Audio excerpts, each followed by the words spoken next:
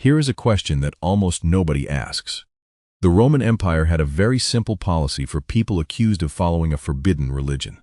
It was not complicated. It was not even particularly cruel by the standards of the ancient world. If you stood before a Roman magistrate and you were accused of being a Christian, all you had to do was place a small pinch of incense on a burning altar and acknowledge the divinity of the emperor.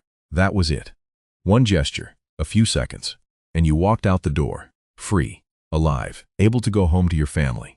One pinch of incense, that was all it would have taken. And yet, 12 men who had personally known Jesus of Nazareth, who had eaten with him, argued with him, doubted him, and in at least one famous case, completely denied ever knowing him. Those 12 men spread to the farthest corners of the ancient world and, with one exception, every single one of them died violently rather than put that incense on that altar. Today we are going to ask not just how they died. That question, while important, is the easier question. We are going to ask something harder. We are going to ask what kind of thing happens to a human being that makes them willing to die rather than perform a 5-second gesture. Because, if you can answer that question, you understand something deep and true about what the 12 apostles actually believed, and that in the end is the real history. Let's start at the beginning, and the beginning is not flattering. Before we can understand how these men died, we have to be honest about who they were. The Gospels, to their credit, do not sanitize this. The 12 apostles were by any reasonable historical measure ordinary men, fishermen, a tax collector, a political revolutionary, a man who, in all the ancient records, seems to have been chronically skeptical of almost everything. They were not monks. They were not scholars. They had not been trained in the schools of philosophy or rhetoric. Several of them had rough hands and calluses from hauling nets in the Sea of Galilee.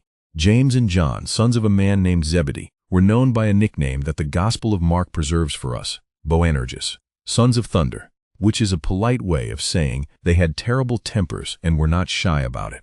These were not, in other words, men who seemed predestined for sainthood.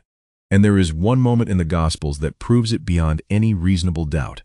It is the moment that the Gospel writers, who were clearly trying to present these men favorably, could not bring themselves to leave out. Because it was too important, too true. The night that Jesus was arrested in the Garden of Gethsemane, the disciples ran, every single one of them. The man they had followed for 3 years, the man they had left their livelihoods for, the man they had called the Son of God. When the soldiers came with torches and swords, the 12 men who were supposed to be his inner circle scattered into the darkness. Peter, the one Jesus had called his rock, followed at a distance, and then in the courtyard of the high priest's house, when a servant girl pointed at him and said, "You were with him," Peter looked her in the eye and said he did not know the man. Not once. 3 times. This is your baseline. These are the men you need to hold in your mind as we walk through what happened next. Frightened men. Running men. Men who, when the moment of testing came, failed. And yet, something happened. Something that these men spent the rest of their lives testifying to at the cost of that life. Something that transformed every single one of them so completely that the people who knew them, the neighbors, the family members, the religious authorities who tried to silence them, could not recognize the men they had been.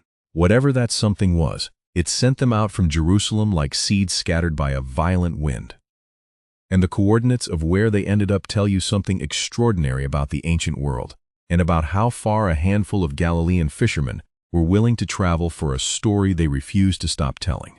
Let us follow them, one by one, to the ends of the earth. We begin with Peter, because Peter is the one whose transformation is the most dramatic, and therefore the most revealing. This is the man who denied Jesus 3 times in a single night. This is the man who ran. And yet, within weeks of the crucifixion, this same Peter is standing in the temple courts in Jerusalem, the very city where Jesus had been executed, telling thousands of people that the man the authorities had just publicly killed was the Messiah. He was arrested for it. He was beaten for it. He was explicitly told to stop, and he explicitly refused. Peter eventually made his way to Rome, the capital of the empire, the city of the Caesars, the most dangerous place in the ancient world for a man preaching what he was preaching. The Roman historian Tacitus, writing around 116 AD, confirms that Christians in Rome were persecuted under Nero, and that their founder had been executed in Judea under Pontius Pilate. Peter's presence in Rome and his death there are attested not just by Christian tradition, but by multiple early sources, and the archaeological excavations beneath St. Peter's Basilica in the Vatican, conducted in the 20th century, found evidence consistent with the early Christian tradition that Peter was buried there. According to that tradition, when the time came for Peter to be executed, he made one request. He asked to be crucified upside down. He said he was not worthy to die in the same manner as his Lord. Read that slowly. The man who could not admit to knowing Jesus in front of a servant girl is now, decades later, in the capital of the Roman Empire, choosing the manner of his own death as a final theological statement. Whatever happened to Peter between Gethsemane and Rome, it was not a small thing. From Rome, we travel east to Greece, to a city called Patras on the western coast of the Peloponnese. This is where Andrew, Peter's brother, met his end. Andrew, like Peter, refused to be crucified in the same way as Jesus. He was bound, not nailed, to an X-shaped cross. The tradition says that he was bound rather than nailed to prolong the suffering, and that he lived on that cross for 2 days. 2 days.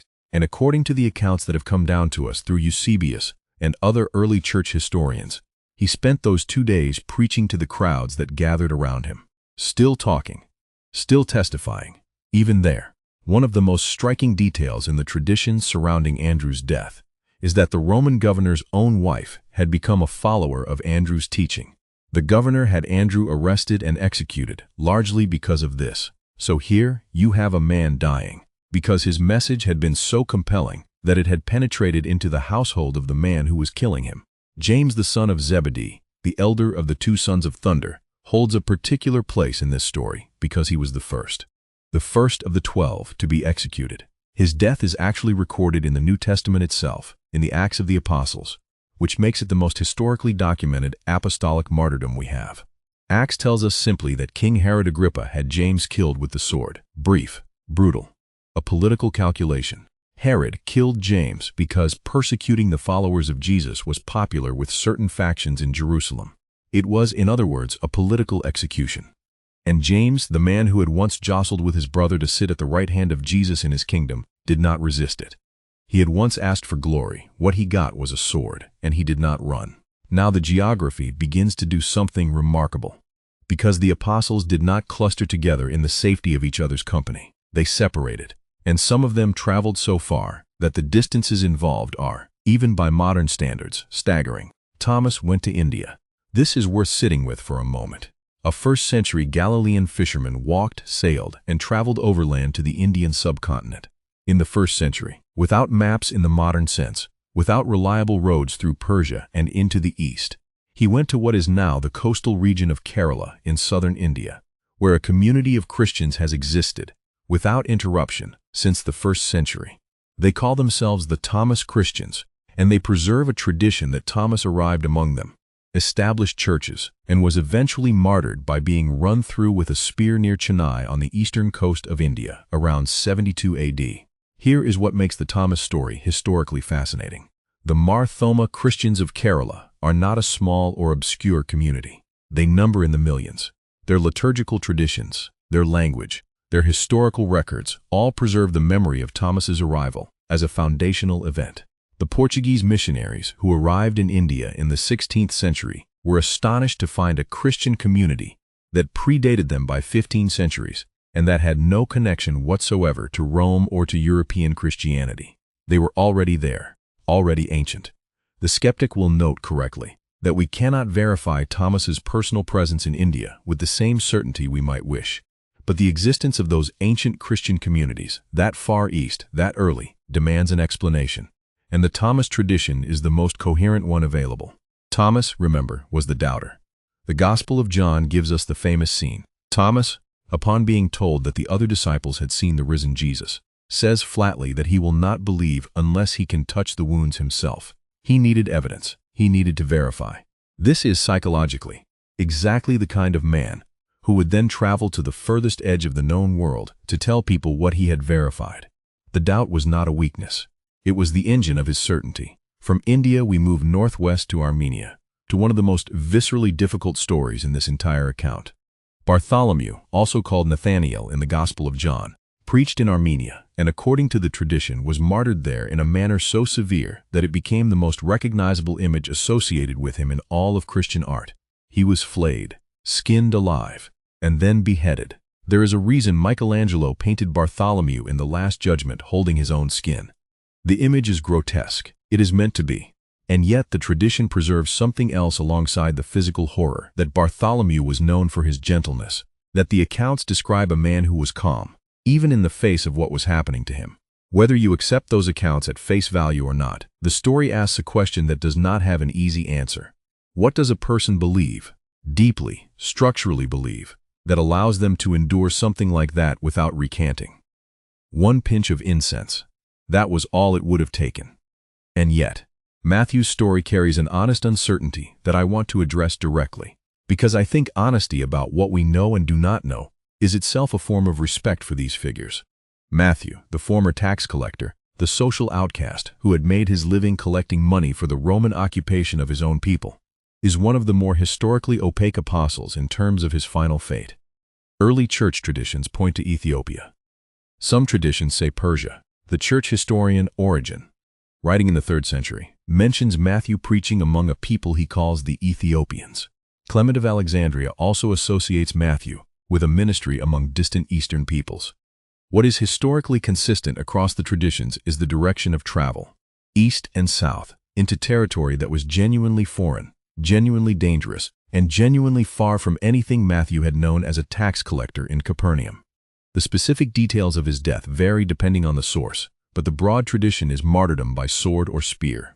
Matthew, the man who had once counted coins for the empire, dying in a country the empire barely knew existed.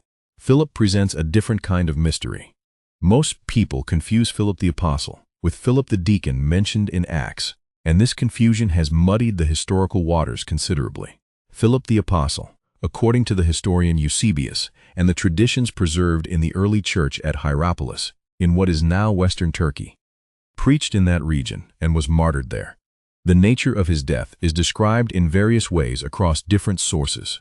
Crucifixion, beheading, and other methods are all mentioned, which suggests we are dealing with layers of tradition that have accumulated over centuries. What is reasonably well attested is that Hierapolis was an important center of early Christianity, and that it preserved a strong tradition of Philip's presence and death there. Archaeological work at Hierapolis has uncovered early Christian structures and inscriptions consistent with this tradition. Philip is sometimes portrayed in early Christian writing as a thoughtful, almost philosophical man. It is Philip who, at the Last Supper, says to Jesus, "Lord, show us the Father, and that will be enough for us." It is a deeply earnest question, the kind a person asks who genuinely wants to understand, not just to follow. Whatever Philip saw and heard and came to believe in those years, he carried it to the Aegean coast and died for it. Simon the Zealot and Jude Thaddeus are often discussed together because their missions appear to have been linked. Simon's original designation, the Zealot, tells us something important about who he was before he joined Jesus. The Zealots were a first-century Jewish political movement whose defining characteristic was a willingness to use violence against the Roman occupation. Simon had been, in other words, a resistance fighter, a revolutionary. And then he became a follower of a man whose most famous instruction was to love your enemies. That conversion, from a man whose identity was built on righteous violence to a man who preached a kingdom won by peace, is one of the most striking in the entire apostolic story. And it is all the more striking when you consider where Simon ended up. The tradition, attested by multiple early sources, places him in Persia alongside Jude Thaddeus, two men. One mission field that was, by any measure, deeply hostile to their message, and the tradition says they were both killed there. Simon by being sawn in half, Jude by being beaten to death with a club.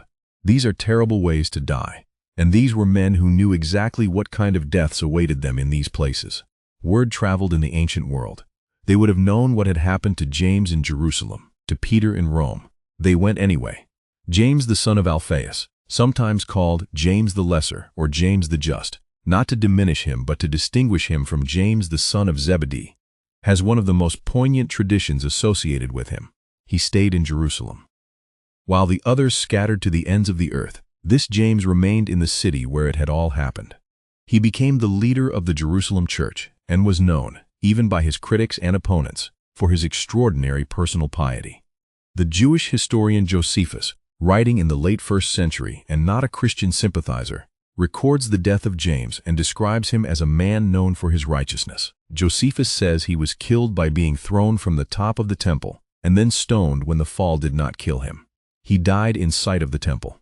in the city he loved, having never left it for some distant mission field, but having stayed to tend the flame in the most dangerous place of all.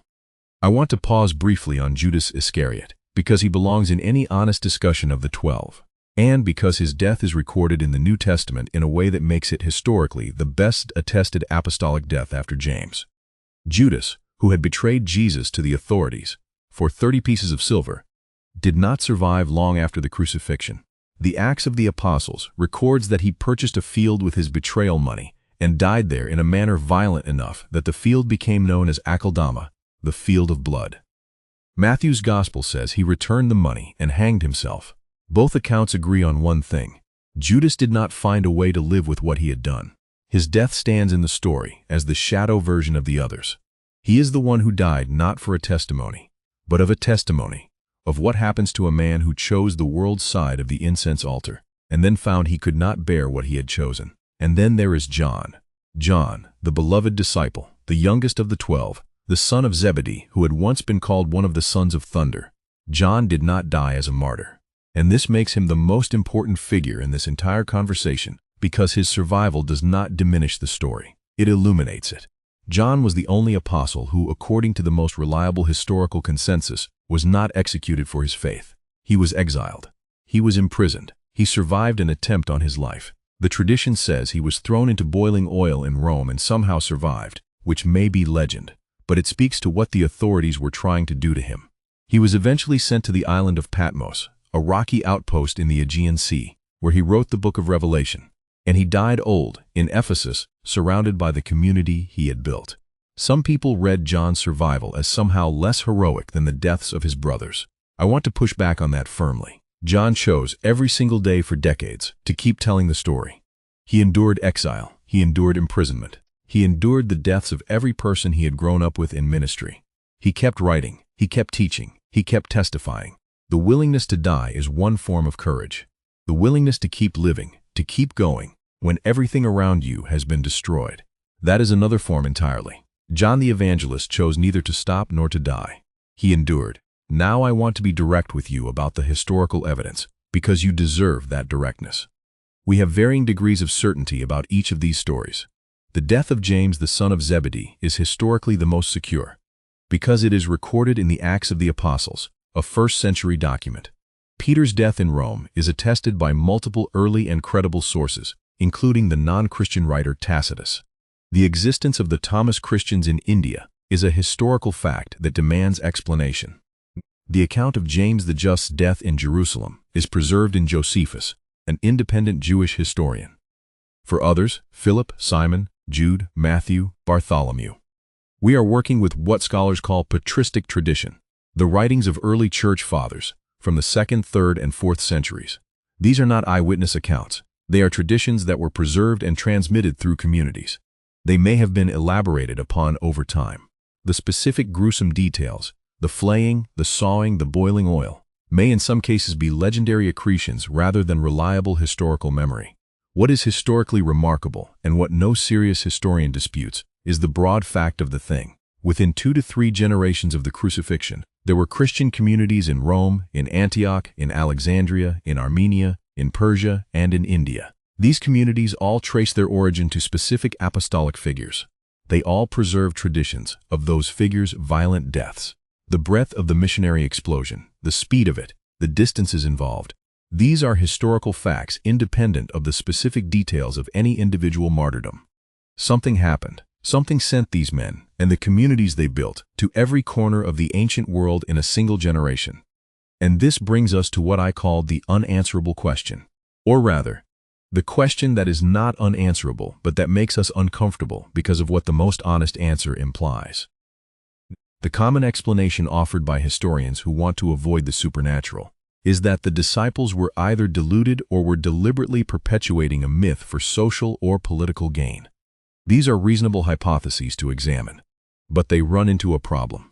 Delusion and deliberate deception both have a characteristic shape. They tend to collapse under pressure. They tend to lead, at the critical moment, to recantation. History is full of people who died for ideas they genuinely believed to be true. It is not full of people who died for ideas they personally invented and knew to be false. The disciples were not gaining social status. They were losing it. They were not gaining wealth. They were abandoning it. They were not gaining safety. They were walking directly toward the specific kinds of deaths they had already seen claim their colleagues. James died early. The rest of them saw it happen, and then they kept going. The psychological literature on testimony under extreme duress is clear about one thing. People under sufficient pressure say what they need to say to make the pressure stop. You can threaten someone's life and they will tell you nearly anything. The remarkable thing about the apostolic testimony is that the pressure was applied at the level of life itself, and the testimony did not change. Not in Jerusalem, not in Rome, not in Persia, not in India, not in Armenia. In every corner of the ancient world, on crosses and spears, and in the boiling oil of Roman persecution, the story remained the same. I am not asking you to accept any particular theological conclusion from that fact. You are fully capable of drawing your own, but I am asking you to sit with the fact itself, because it is a genuine historical phenomenon and it deserves to be treated as one. These were frightened men. We established that at the beginning. They ran in Gethsemane. Peter denied his own name to a servant girl. They were ordinary people, some of them with violent histories, some of them with histories of betrayal and compromise. And something happened that changed the topology of their courage so completely that it never collapsed again. Whatever that something was, it was strong enough to carry Peter to an upside-down cross in Rome. Strong enough to carry Thomas to India. Strong enough to carry Bartholomew through Armenia, preaching a name that was costing him everything. Think about the simplest version of this story for a moment. 12 men leave Galilee after the crucifixion of a man they believed was the Messiah. Under normal historical circumstances, a movement whose central figure has been publicly executed by the state collapses. That is what movements do. That is what the historical record shows us, over and over, when a leader is removed. The followers disperse. The idea fades. Within a generation, it is a footnote. These 12 men scattered to the farthest corners of the earth and established a community that survived every attempt to exterminate it for the next 300 years, and then became the dominant religion of the civilization that had been trying to kill it. One pinch of incense. That was all it would have taken, and not one of them, from Peter in Rome to Thomas in India, chose to put it on the altar. Whatever you believe about the theological dimensions of that choice, the historical fact of it is undeniable. These men believed something so completely, so structurally, so deeply that it had become more fundamental to their identity than the biological drive to survive. The question of what they believed is one that each person who encounters this story must answer for themselves. The fact that they believed it, completely and finally, is not in question. History does not always give us the answers we want. Sometimes it gives us something more valuable. It gives us questions so sharp and so honest that they cut through the comfortable distances we keep from the hard things in life, and they ask us, quietly but unmistakably, what we ourselves would put on the altar and what we would refuse. 12 men, 12 deaths, 12 last coordinates scattered across a map of the ancient world, and a question that, 2,000 years later, has still not exhausted its power to astonish.